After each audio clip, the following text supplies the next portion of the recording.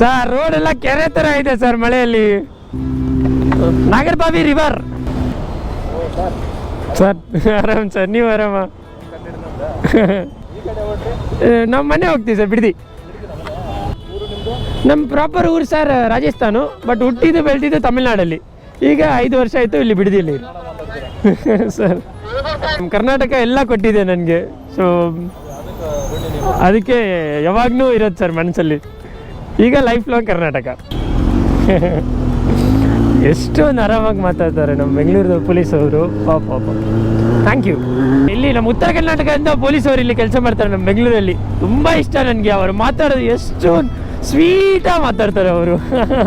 Thank you to all the Uttara Karnataka police people. ನೀವು ಮಾತಾಡೋ ರೀತಿ ನನಗೆ ತುಂಬ ತುಂಬ ಇಷ್ಟ. ಪೊಲೀಸವ್ರು ಮಾತ್ರ ಇಲ್ಲ, ಎಂಟೈರ್ ಉತ್ತರ ಕರ್ನಾಟಕದವರು, ಅವರು ಒಂದು ಮಾತಾಡೋ ರೀತಿನೇ ಬೇರೆ.